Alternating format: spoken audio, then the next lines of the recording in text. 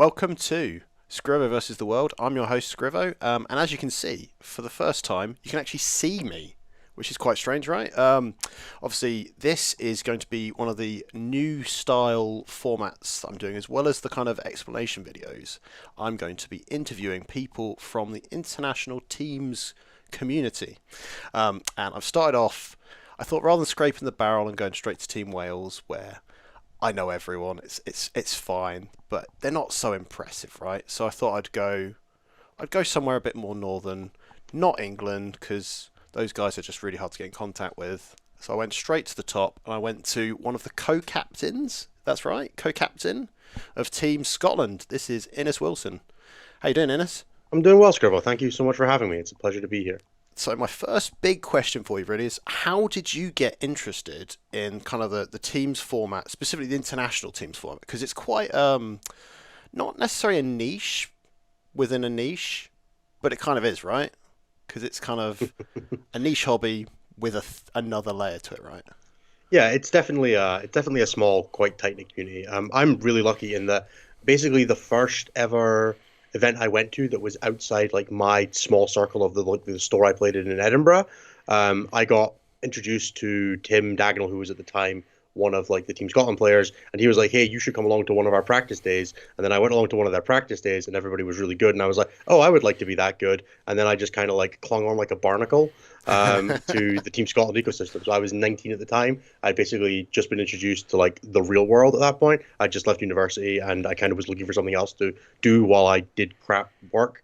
So yeah, Team Scotland kind of just became a thing that I very heavily latched onto at that point, and then I've put the last that would have been 2015, the last 8 years into that, and in a very Fantastic. terrifying way. Sweet. So, would you say that sort of Scotland does anything particularly differently in that recruitment structure? So, I know that some countries have got a very formal structure, others are a bit more organic. Would you say because obviously Scotland isn't the hugest of countries, is quite a tight knit community that kind of can be fed from, or is it We its own challenges in that we respect? definitely have our own challenges. Our scene is very, I would say, splintered in that there's kind of a few big communities in like the major cities that for the UK are fairly far apart. Like the communities in Glasgow and the community in Dundee like don't really interact at all, despite only being like 2 hours apart. There's not a lot of cross mingling. So outside of specifically going to events, which mostly tend to be in sort of like the central belt of Scotland, which is like the middle region, there's not a lot like outside that. So unless you see people coming to events, it's quite hard for like I don't even really know like when or where the clubs in Glasgow or up north in Aberdeen or anything like that meet, and like it would be really difficult for me to kind of go to. So it tends to be self-selecting. Like if you're willing to go to tournaments and we see you at the events and we see you doing well, it's the kind of thing that we'll mention to you. It also helps that as Team Scotland we run a bunch of the tournaments in Scotland, so we kind of have like that kind of organic outreach there where people see that we're running tournaments, they follow the Team Scotland page because of that. They see that we're running practice days, they become interested in doing that kind of thing. It's definitely been a little bit diminished over the past couple of years. We had a really good structure for that going sort of pre-COVID. Post-COVID, Yeah. it's been a lot more the people who were already kind of invested were like, hey, we they stayed invested over like the 2 years of like not playing, and then came back into it. And we're like, hey, we're the team now, and you were like, yeah, cool guys, well done, congratulations on being the only people that know about this. And so we've kind of rolled that up a little bit into people kind of pulling from their local communities and bringing like new people into the scene. So we had like a few new clubs put some players into the team for the first time. So yeah, it's a little bit of like we kind of have an organic outreach, but a lot of it tends to be we find somebody at a tournament that we're like, hey, we should invest some time into you, and then kind of like drag them along for the ride with us until they're addicted to it as well. Um, it's a system that a lot of countries use. I don't think there's anything particularly unique about us, other than that, nobody ever speaks to each other unless you're from the same city as them. That seems to be the tribalism. Yeah, yeah. So I've got some Scottish family. So my partner is actually Scottish. So I'm quite conscious of kind of there is that divide that it doesn't even seem that far, but 2 hours for like in America that everyone will be like, oh god, 2 hours that's like visiting the shops. 2 hours on any form of like travel infrastructure in Scotland is just yeah, that's a long way to go for a tournament, right? Yeah, end to end of the country. We hear people whinging if you hold the tournament 50 minutes away from where they live. You're like, oh, I have to go all the way to Livingston from Edinburgh. Oh, terrifying! It's like 20 minutes away. Like I can't fathom it. As I Yeah, like book my flights to the States for the third time this year. yeah. You know, You're an exception in that respect, though. I've seen you at events in every corner of the UK. and then outside of that as well, because obviously I saw you last year at the WTC, which was quite a new experience for me. But kind of leading into that, last year you were captain, co-captain I for was Team sole Scotland, captain last year. sole Yeah. captain. So what do you think were some of your kind of big learning kind of things from your captaincy last year? Obviously, this year you're not captain, you're co-captain. Was that part of that kind of that learning from the last year? Do you Yeah. think? So I took over captaincy for Team Scotland during COVID. So sort of 2021, 2020 would have been the first year that I was captain. And then I kind of ran things behind the scenes for like the two COVID years in terms of like doing like stuff online and things like that, just like keeping the community going. And then that transitioned into being the only person that was really doing the job as we came out of COVID, and then running events and getting things back up to scratch. That's not what I'm very good at, frankly. I'm I'm not a huge people person in a general sense. Like I'm not a particularly organized person either. And doing the whole like the social side of the Team Scotland stuff. So whether that's organizing practice days or travel to events and getting people to do that, booking hotels, all that kind of thing. It's like very much not the way I'm lastminute.com as a human being. Very much all of that is, yeah, Yeah, I'll get to it when I get to it. And that doesn't really work when you're running things for 10 people that all have to be, in a place at a time, that all want to, know how much money they're spending, how much where they need to have it. And that was kind of like, I did it because no one else was really there to do it. And yeah. I'm not good at delegating either, which is a really terrible combination with stuff like that. Gosh, So yes. if people ask me to do something, I'll be like, yeah, no, I've got it, man, it's fine, and then not do it anyway. So with that kind of, it kicked up its problems. So we went with the structure of this year. Take as much of that off of me as we physically can because it's not where I'm good, and then leave me to focus on the side of things that I am good at, which is running the practice days, running the days of the tournament, international relations with other teams, and organizing scrims and getting to go out to events like Pyra and and like running the home nation side of things, like the teams for that, and then pairings and all the like matrixing and all that kind of thing. Yeah, That's much more my wheelhouse. So we brought on Matty Gibson, who's been basically the heart of the team. Like Matty's the one that everybody's friends with, and we were like, hey Matty, what if you did all of that instead of me? And then he got given that, and it's a wonderful honor for him to do all the stuff I don't want to do.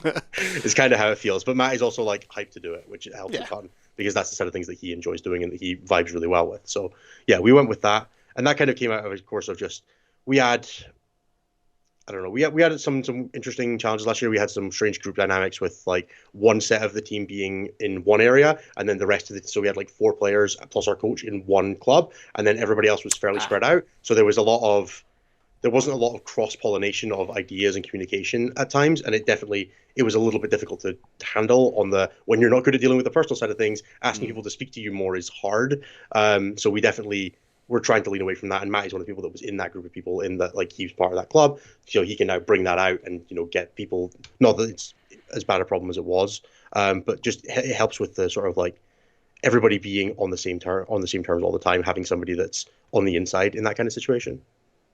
yeah. Because I've seen that myself from my kind of. I was on the fringe of Wales for kind of 2 years before being on the team last year, and there's always very much you've kind of got your inner circle, and then if you're not right in that kind of tighter knit part of kind of an established community, it sometimes can be hard to kind of enter that. Not because the people are resistant to let you in, it's more you've got to make that effort yourself. So like you saying about practice days, sometimes if you have to make that commitment to actually go and travel to do things like like those actual practice days, that can be quite of a deterrent for people, and they go, well, why aren't we doing something in the middle? It's like, well, actually, if you're really committed to the team, you should be making as much effort as everyone else as well, right? It shouldn't be just Yeah, let's all exactly. compromise. It So kind of becomes a case of there was fault on both sides. Like yeah, we could have traveled more to them, they could have traveled more to us. It was just, like yeah, the communication was broken down on both sides, and it didn't help that it was so many people's first years back, like first years on the team, that there just wasn't like the expectation of what we needed to do as a team.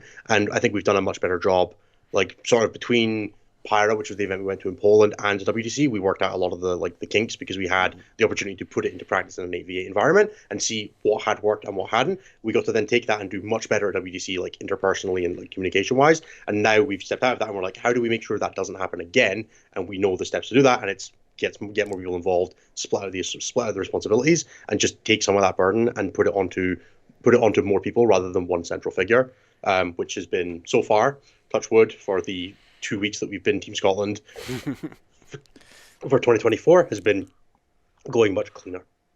That sounds like a positive step. So what you're kind of telling me is what I've kind of learnt as well, that sometimes there should be specialisms across a team. So a lot of the time when people talk about international teams, it's often these players doing this thing and a captain doing this, but there's often those thankless tasks, like you said about Matty doing all these kind of behind the scene things, the coaching sort of entity roles as well, which don't often get as much attention because they're not as exciting as someone smashing in a busted army with another busted army and showing off that they're actually really good at it. I suppose, isn't it? It's that weird situation, isn't it? That the guy in the background kind of pulling the strings, making sure everyone's hydrated. It's forgotten it sometimes, I guess. Massive shout out to Tom and Nick for our coaches for last year, who Yeah. did a wonderful job of keeping everybody hydrated. Oh gosh, yeah, that's a thankless task, but good fun, right? As there's more and more kind of team events cropping up, what would be your big kind of piece of advice to someone if they're starting? So, a good example, say a local club are going, right, we're going to go to a team event, maybe a 5-man team, something kind of nice introduction sort of thing.